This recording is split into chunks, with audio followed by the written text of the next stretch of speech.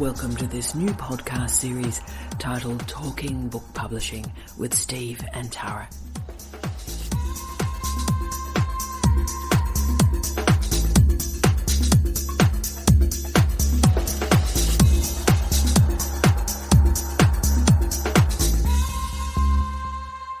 Hello, I'm Tara Brabazon. And I'm Steve Redhead. And yes, this is our sixth and final podcast that we've come together to talk about the nature of books and book publishing for new and emerging academics, and academics really at all stages of their career, thinking about trying something new. And this final podcast is where the rubber meets the road. We talk about how to construct that book proposal. And as we talked about in an earlier podcast, Steve tends to write the book proposal as a self-standing document before the book is written. I write it retrospectively. I've written the book and then I write the book proposal afterwards. So what I'm going to do is we're actually going to talk through the actual book proposal. What I'm going to do is I'm going to actually present each of the headings that we recommend are part of a book proposal and then offer some pointers under each. So make sure you get yourself a piece of paper and you write down these headings. So Steve, let's begin with the first section of a book proposal. You've obviously put the title and your name at the top, and the first section, which is your first page, and by the way, book proposals are about 6 or 7 pages, so your first page, the most important thing that the publisher sees, the first thing that they see, the thing they won't actually continue reading the rest of the proposal if you stuff up, is the rationale. So what do you put in those crucial 2 paragraphs on the first page of a proposal? And it is crucial, I think. Title's important too. Do you want to go there? So let's start. No, title is important too, but I think the rationale is even more important. And I think what I've tended to do over the years is to think how the blurb would look on the back page, at the back of the book. Correct. And I always read things backwards. And when I pick up a book, I read the back cover. And of course, everybody does. That's why it's there. Yeah. And the blurb is really a basis for this rationale, or, the rationale is a basis for the blurb. And I think that's what I've tended to do, to think of the best kind of blurbs that I've seen in either academic books or trade books, and be inspired by them for the rationale. I think you're absolutely right, and the interesting thing is most of the rationales actually become the blurb on the back of the book. They do. Literally. So Steve, it's fascinating you picked that up, because that's actually what they are. So I think good advice for people is look at the blurb at the back of a book. Look at what you think works, and we'll talk about that in a second. Look at what you think works, and that really is the model for the rationale. How I advise people, Steve, is I say my usual line, why should I give a damn? Why should I care? So, think about it from a reader's perspective. Why should I spend the next 3 days of my life with you reading this book? So that's the rationale. Why should I care? Why should I give a damn? Why should I spend this time with you? Do you agree with that? I do. So, great way of putting it. So it's got to be crunchy, it's got to be big, it's got to be bold. It's also advertising. In some ways, I think you've got to remember the book proposal in its entirety is 6 or 7 pages of advertising. Yep. You are selling yourself, you are selling this book. Remember, the publisher you're dealing with has probably 10,000 unsolicited manuscripts throughout their building, in their inbox, throughout. So you have to ask yourself, why are you any better than those people? Yeah, why should they care? Why should they care? And you have to make the case. Don't assume they're interested in you, because they're not. Don't assume they want this book, because they don't. So you have to make the case. And that first page often takes me a whole day to write. It's that important. And if you bugger it up, then they won't bother reading the remainder of the proposal. So that's how important it is. So the rationale, crucial. The second heading is the table of contents. Now, this is obviously pretty self-evident. The table of contents is, like your table of contents. For me, as someone who writes a proposal after I've written the book, it's literally a cut and paste exercise. So I literally take my table of contents and put it into the proposal. But Steve, what do? You haven't written the book yet. No, and table of contents is again an important aspect of this.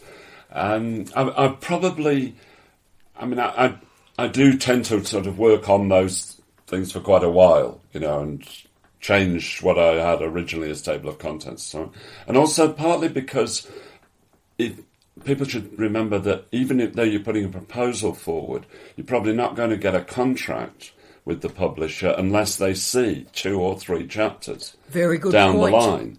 And therefore, probably in the table of contents, you want 2 or 3 chapters that you really could write relatively quickly. In a way, perhaps the other 5 chapters in the table of contents aren't as important. But I would go for certainly 2 or 3 that you're pretty sure you could write fairly quickly. That's a really great point. And also, you've made a point earlier, which we need to stress.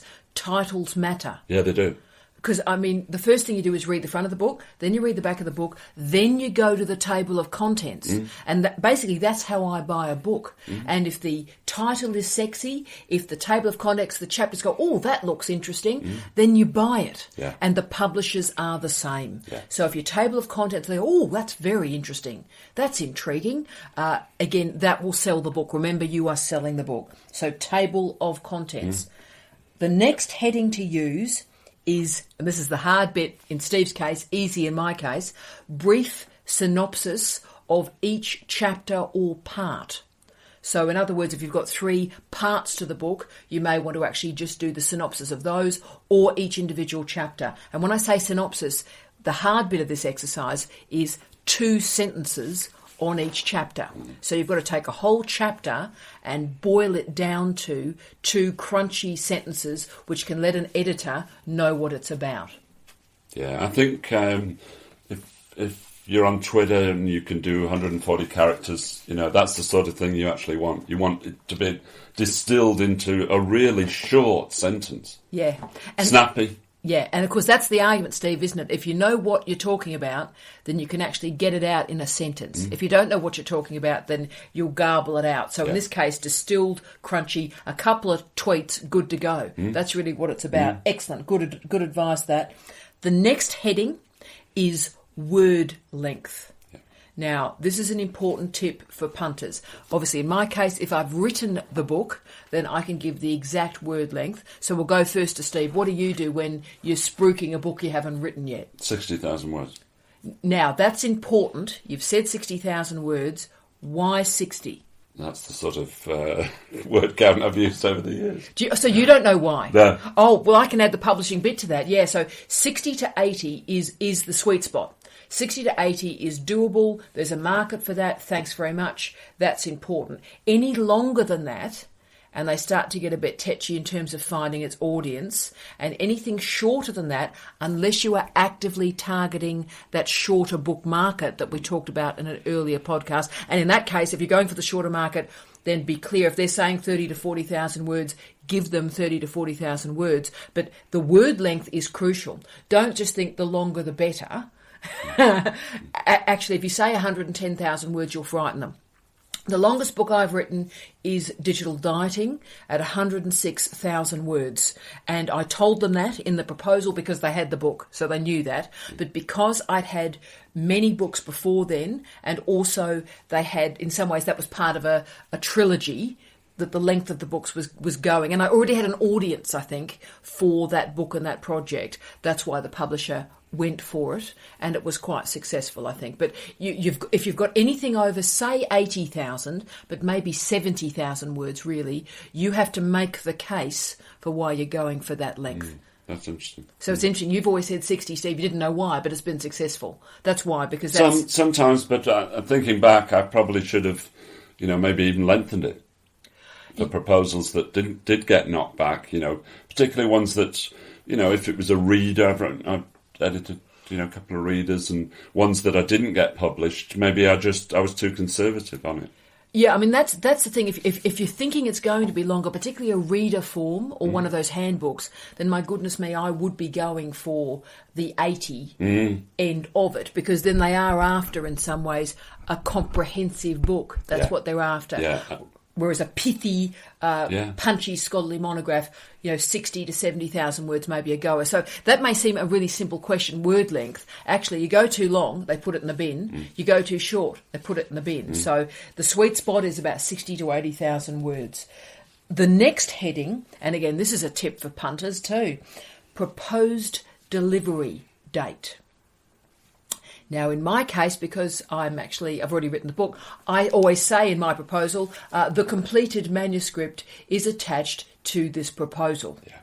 And I do something like, and corrections from referees can be handled at speed. So that's how I handle it. But again, Steve, now we'll talk about what you do and then the tips for punters in this. Proposed delivery date, what do you do? I think of about 9 months hence, which probably is reasonable for most people.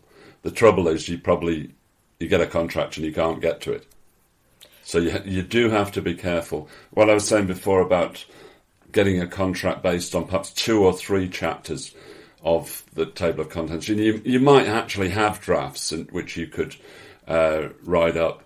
And I would send them. If you have a great chapter, send it because it'll help. And say, look, this is the sort of thing I've been working on. What do you think? But also, if you're not really going to be prepared to work on this over the next 12 months, maybe you shouldn't be trying to get a book contract. Yes, I think because I've always had a very heavy teaching load or all the other responsibilities that's happened to us. So have I. I've never, darling, absolutely. I have never been prepared to predict the next 9 months of our lives. Yeah. And I think that's the thing for men and women to decide, academics. If you have had volatile lives like we have in some ways, moving around the world and all the different jobs that we've done. Or family problems or whatever. Family issues, all those sorts of things, caring responsibilities for parents and so forth, then can you really predict that you're going to be clear to write this in 9 months? And of course, the trouble is you are signing a legal contract. So if you miss the date, there are going to be some consequences. But very often people miss the dates by quite a long while. But what publishers are now putting in contracts, and I saw a few of these from colleagues recently, is if you miss the date, then the publishers have the right of refusal. So if you miss the date, you can submit it, but they don't have to take it. Yeah. So I would say be as accurate as you can. Yes. Don't spruik it. Don't go, oh, look, I'll have it in a couple of months, or I'll have it in 9 if you can't do it in 9. Really, be really dinkum, be really real on this, I think. The next heading to use in a book proposal is the illustrations. Now, again, all of these seem very straightforward, but have a whole series of tips for punters. Have you got anything to say about illustrations and photographs and diagrams and all the rest of it, Steve? A lot of my books have had everything from kind of cartoons to photographs, but I've perhaps and actually worked with photographers who've been part of the book project. I think I like the idea of illustrated books, and so I think it's worth spending some time thinking whether you want to do this, and especially if it's an integral part of the project, which a number of yours have been. Well, the tips I would offer to punters, the first thing to think about is when a publisher sees illustrations, they see expense. Yeah. So the first thing is if you say, oh yes, it's heavily illustrated, 30 pictures. The first thing they see is expense for ink, for paper, difficulty in copy design and copy setting, and all the other challenges through copyright that we'll get to in a second that are there. So the easiest book to get through is one without any illustrations at all or diagrams that you have configured. Having said that, what I've done in almost all of my books is I take the photographs. Yes, that's the difference. And I did it actually from playing on the periphery. We bought, at that time, an incredibly, impossibly expensive Sony camera that would actually produce publisher-ready TIFF files in those days. And sometimes the covers. And I've done most of the books that I've published, I think it is most, I've done the covers. I've done the photograph for them, and my father, Kevin, and I have done the design for them. So, I've really taken the whole of the project on board, really, visually and in terms of the intellectual work. If you don't take your own photographs, then you are going to have to pay copyright for somebody, and the publishers get terribly involved and worked up and froth at the mouth about the rights to that photograph. And then, of course, with the digital rights, with the new digital publishing, it becomes even more worked up because you've got the paper rights, you've got the different national jurisdictions of the rights, and the online digital rights as well. So the easiest way to handle that is either A, don't use any illustrations, photographs at all, or if you do, make sure you do them, and then sign the rights over to the publishers. And then in some ways, if you're moving mainly to an online environment and you've used those photographs, that's an advantage because it makes the book really buzz on the screen if you've got that diversity of, I suppose, approaches to the subject matter. But, big problem. And, I mean, you've had great relationships with your photographers and your books. Wonderful. But also they were quite expensive. They were. I remember one particular book when I talked to the editor, and we took a call from the photographer at the time when I was in with him, and the editor just about had a heart attack when the photographer told him what the costs were. Yeah, and that's not even dealing with later copyright and all the rest of it. Very messed up. So great photos, though. Oh, fantastic photos. But illustration seems a really simple part of the proposal, but you've got to be really careful. So be conscious of copyright. And if you're saying, I've got 8 photographs, they are taken, I have taken them, and I hand the copyright over to the publisher. That is how I handle it, and there's been no problem. Next heading, and we're getting to the really biting bit. We said that the rationale was the most important part. The second most important part is the section titled Target Readerships. What do you want to say about this? I think it's becoming increasingly difficult to identify what your target market is. At one time, publishers did want to say, this is an academic audience of postgraduate students and 40-year honours students or something like that. And it should also then have a general readership. But I think what's happened, I would say, over the last couple of decades is that the trade market has separated almost entirely from the academic publishing market. And the academic publishing market then doesn't necessarily really believe in the idea of general readership. And my argument would be that what I talked about in another conversation we had of theoretical times, where theorists, global theorists, the celebrity intellectual cultural theorist, has actually broken down that barrier. So books which are heavily academic, really, really hard to read, hard to understand, can be published by these people who also then write trade books. But I think in general that split has really been very important, and you have to accept that when you're doing this idea of target market. It's so important. This is the really crunchy bit, because if you think about it, this is, again, you're doing your own advertising. This is an advertisement for your book. And like all advertisements, if you can't guarantee they're going to make their money back, they're going to put this thing in the bin. So the greatest advice I can give you that I've heard from editors and a whole series of publishers is as follows: never use the phrase general reader. The general reader does not exist. And Steve is absolutely right. 5 to 10 years ago, you needed to pretend that there would be a pseudo textbook market to a scholarly monograph. So even if you knew damn well that postgraduates and academics in post-colonial theory were going to be reading this book, you had to pretend that second years looking at race and cultural identity would read it, to pretend it was the market. Those days are over. You're going to have to be clear, though. Is it a textbook? Is it a scholarly monograph? And do be honest about that. But don't think that the academic monograph is a dead duck in the water in terms of target readership. Be very precise in terms of nationality.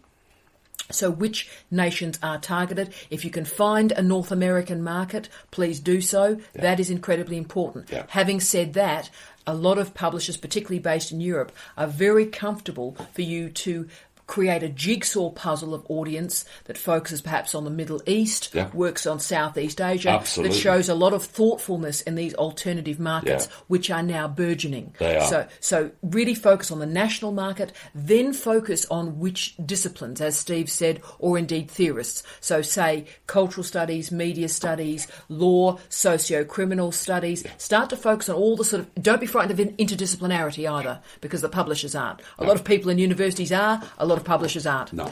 So do focus on the emerging disciplines, the emerging fields, the emerging paradigms, and be as clear as you can. And look, if there is a postgraduate market there, then do specify that, but don't be frightened of being honest. And if it's a textbook, then you're going to have to drill down more deeply and say, look, second year media studies, US is the market for this. Right. And it's got to be the real market because they will know. So the target readership, be really as precise and as honest as you can, and you don't have to apologise anymore for writing an academic book. No.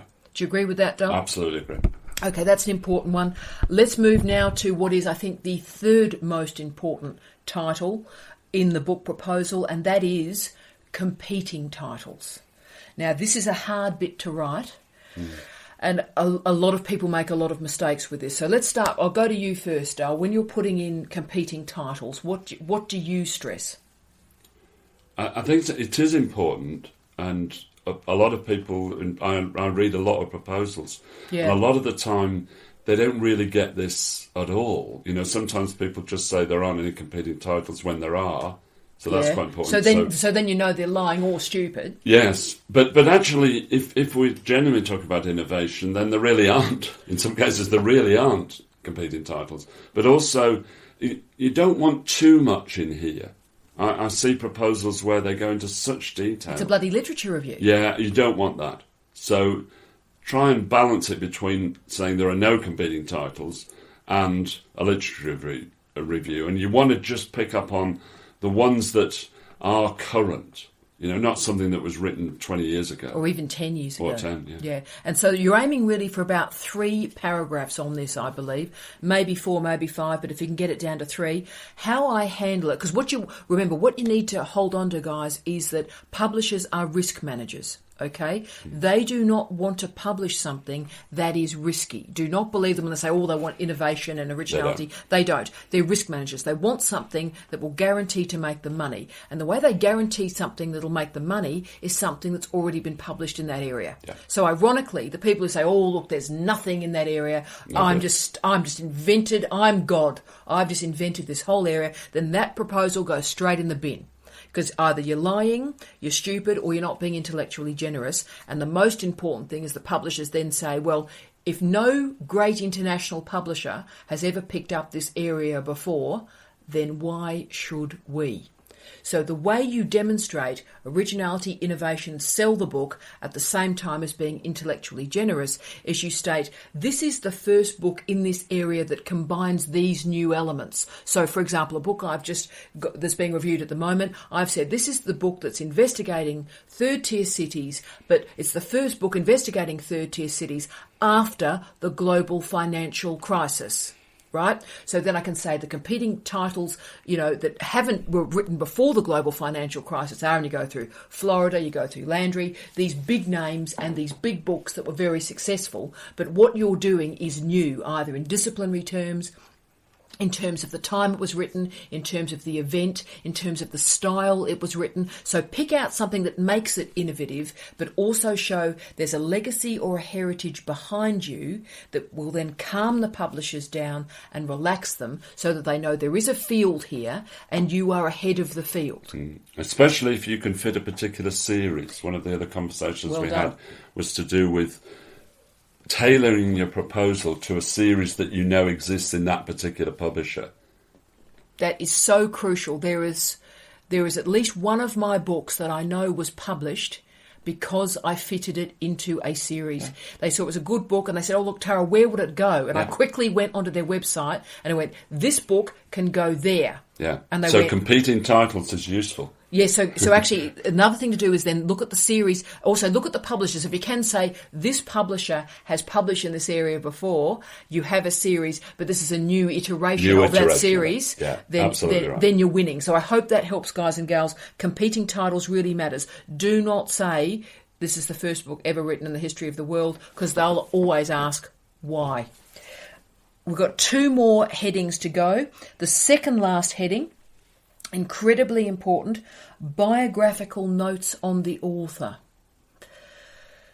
Now, this is important, Steve, because for many publishers, the name is as important as the book. And it's hard for, of course, emerging scholars who may not have published a book before. Absolutely. So what do you do? So there's a whole series of issues. The issues that you and I confront in terms of biography are different perhaps from a 28-year-old just out of their PhD writing their first book. So where do you want to start on the biographical notes on the author? I would say, it has to be, it's important, and it has to be snappy. You don't want pages of this.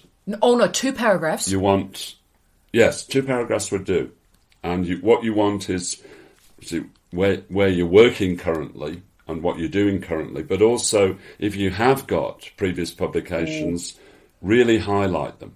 Yeah, because remember, again, publishers are risk managers. So one of the ways they can guarantee that you'll produce a book and produce a high-quality book is if you've produced a book and a high-quality book in the past. Yeah. So when you and I are writing those biographies, I say Tara Brabazon is the professor of education, the head of the School of Teacher Education. Tara Brabazon's worked in, 8 universities in 4 countries. She's produced 170 refereed articles and 14 books. Yep. Now, the reason you do that is this person has a name, this person has a university affiliation, this person can write and write for audiences, published audiences, and has gone through refereeing. Yep. What else would you add, particularly for younger or emerging scholars? What advice would you offer? Just really to show a diversity. If you worked in 2 or 3 places, certainly put that where you got your PhD from. Nice. And if you have got publications, highlight them. Yeah, and also prizes, awards, all Absolutely. those sorts of things. Absolutely. Anything that makes you, puts a little bit of sparkle, a little bit of glitter around you that shows you've got a bit of form. Yeah. It's like and journalism as well as academic. Absolutely. My old man was a bookie's dog. Which means he worked for punters, professional punters, and he would never back something that didn't have form, and no bookie would. The point is, you go with the tote, you go with what the bookie is saying, and publishers are in some ways the same. It is a gamble, and so if someone has got good form and is a pretty good bet, then you're more likely to get through. So think of all the variables in your professional life that shows you're a good filly. Yeah. Why someone should back you in this race, and that might really help you just solidify who you are. And it does get easier. What I would say to my colleagues in their early stages of their career, it's hard to come up with those 2 paragraphs, but it does get easier, I promise you. Yeah. Last heading, and again, this is more important than you would think it is as well, full contact details. Yes. So that means obviously your title, your university affiliation. This is email.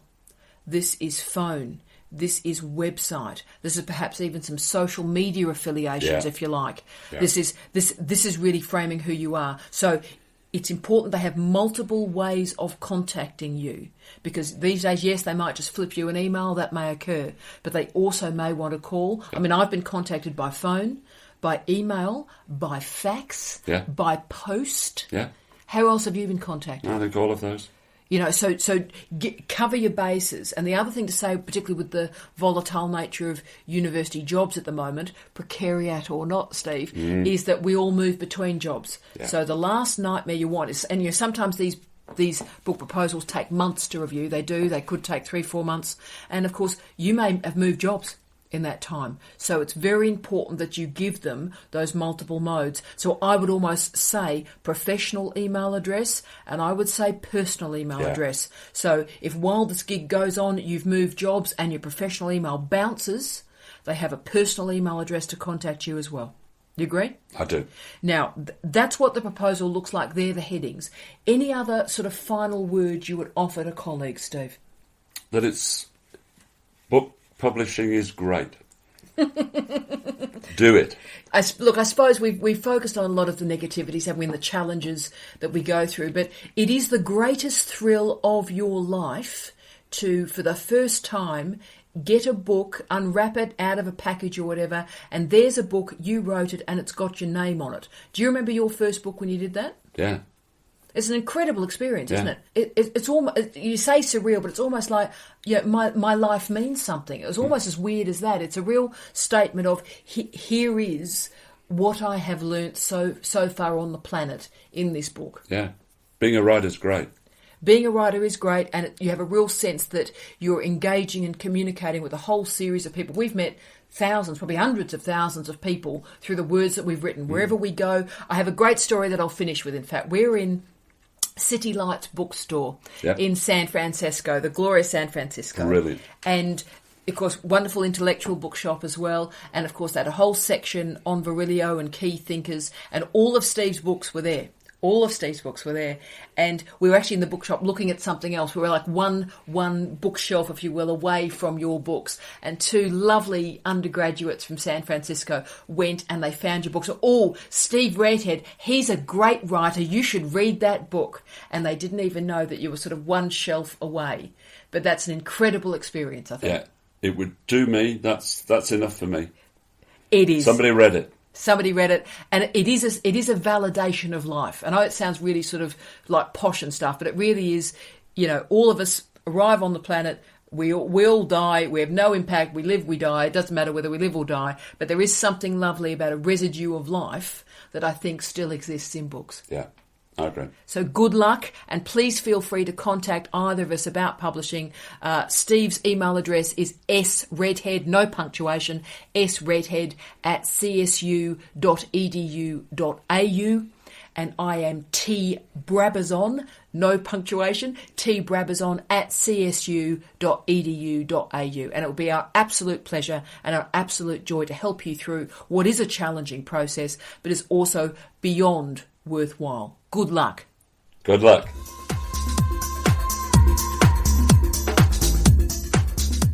Thank you for listening to this podcast series on talking book publishing with Steve and Tara. For further information, please feel free to contact us at Charles Sturt University.